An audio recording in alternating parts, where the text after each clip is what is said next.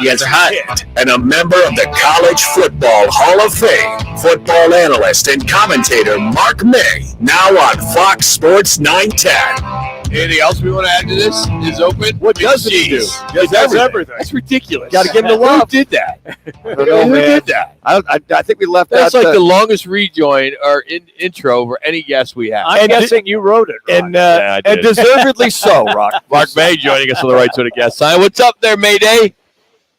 Hey, it's great, guys. It's finally under 115 degrees. I'm feeling good. Yes, football, right? You know, who do you like tonight? Yeah, Jets or Browns? I like the Jets. Hey, it's happy NFL day. I like the Jets. Football's back. How can you go against the Cleveland Browns? They're playing almost at home there in Canton, for God's sakes. But hey, the New York Jets, you're gonna see a different football team. And Rodgers isn't gonna play in this game. He probably won't play in the entire preseason.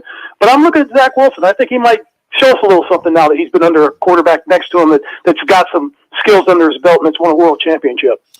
We got plenty of time to talk NFL, but we want to talk college football with you. So you have just been hired as a consultant for the Pac-12, and you have an opportunity. No.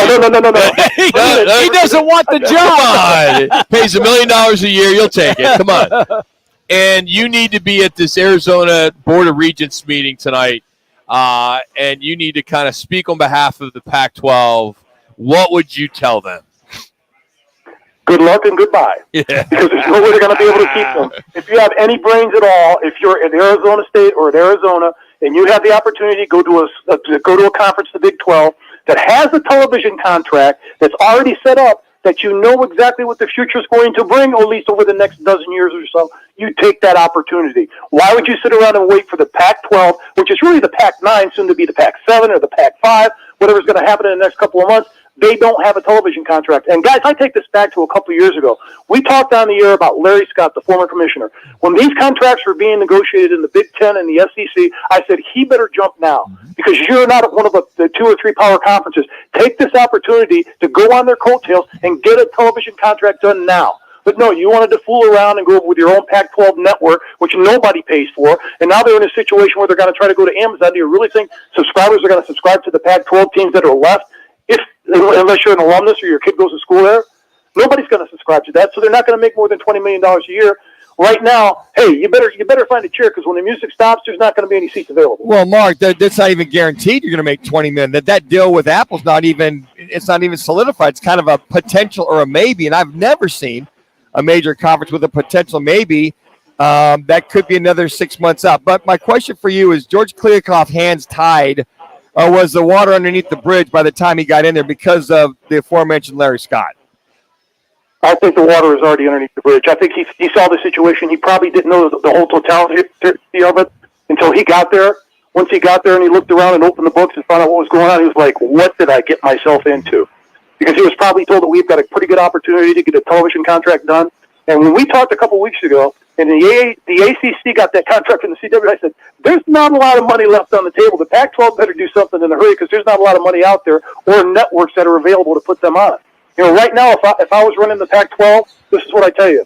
The 4 or 5 teams or 6 teams that we may have left at the end, right now, pick up the phone today. Call the ACC commissioner because right now Florida State and Clemson are probably going to leave the ACC and go to the SEC. And if that happens, you better go ahead and get together with the ACC and do it now because at least they've got a television contract where you can at least save part of your league. I don't care if you call it the ACC Pac-12, ACC Pac whatever, but at least you're going to be proactive instead of reactive in the situation. But how difficult would that be for the Pac-12 and the ACC to get involved in that with all those non-rev sports, travel and everything going east to west, west to east? That's expensive, all those non-rev team sports, the 20-plus that each But the thing is, but look at the Big Ten's doing it right now. You've got USC and UCLA. They're going to be playing Rutgers and Maryland in all their sports. It can happen. Just take what they've been doing in their playbook, and you can make it happen. But you better do it now because right now with the Pac-12, I sit back and look at it, it's like every day, every hour, every minute is a wasted minute if you're not on the phone trying to get negotiations done because college commissioners and presidents, they're going to sit there and they're going to say, you know what? I've got to find something that's best for my school. Before it was best for the conference and loyalty. There's no loyalty in this. There's only loyalty and money. So right now I have to do what's best for me, best for my school, best for our athletics department, and where can I find the money? And that's why right now Arizona and Arizona State, they're probably going to sprint to the Big 12 in the next 48 hours. I would not be surprised. And look at Oregon and Washington. They're trying to get to the Big Ten. And I don't blame them. That's where the money is. And that's why if you have a weak commissioner that doesn't be proactive, you're going to have problems. Mark May is our guest on the Right Toyota guest line. All right, let me follow up because there were several stories reported that Michael Crow, the president of Arizona State, really wasn't in on this deal, Mark. He liked the streaming deal that was presented, and he was holding out. And my esteemed colleagues here think that, several well-known alumni contacted him and said, you better get moving. So he was forced into moving like this. What does that tell you then about the commitment by the top dog at Arizona State? They're tripping over dollars to pick up nickels. Why do you want to do this streaming thing? It's ridiculous. Yeah. Not enough people are going to sign up for it. And I'm glad some of the alumni and some of the big hitters stood up and just said, hey, you better get your head out of the sand and you better get with the program because you're going to be left out in the cold. The one good thing I saw about Colorado didn't wait. It wasn't like, hey, we're going to wait to see what the other guys are doing and we're going to sit around and see what Arizona State and Utah's doing and everybody else. No, we got an offer. We're taking it. We're out of here. And from that standpoint, you think Colorado was really the last shoe that dropped because after that, it seems, though, that the Big 12 went after U of A very, very hard. And then the board said, well, if you got the U of A, we want ASU to be there. Here's my question for you. Utah is still in a holding pattern.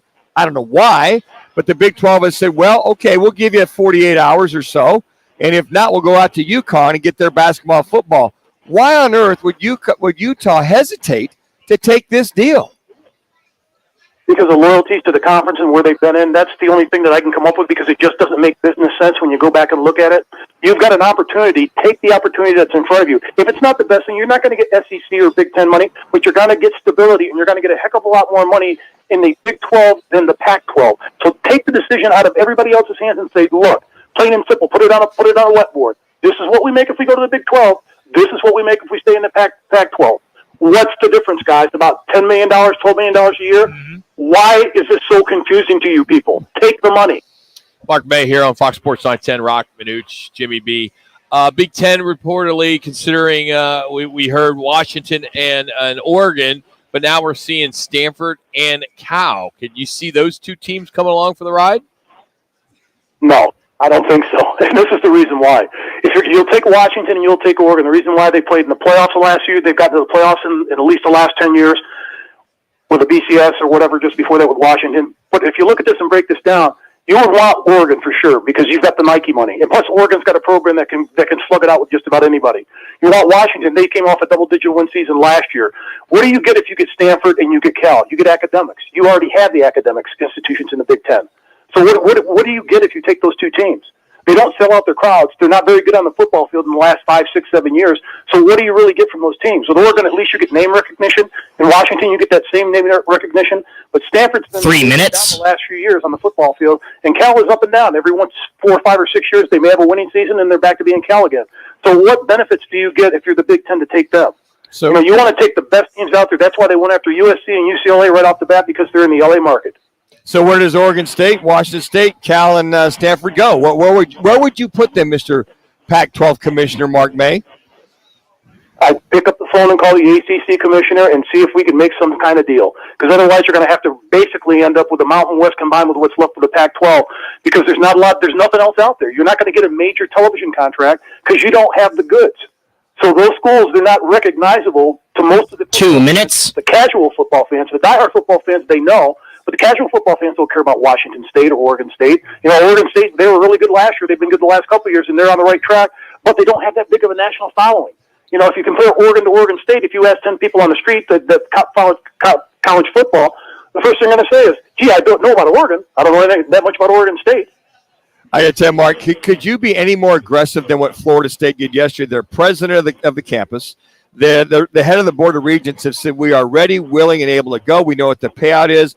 They got their bags packed. So where would you see the most logical? Or maybe Clemson comes with them with wherever. But just to say Florida State, where do they end up?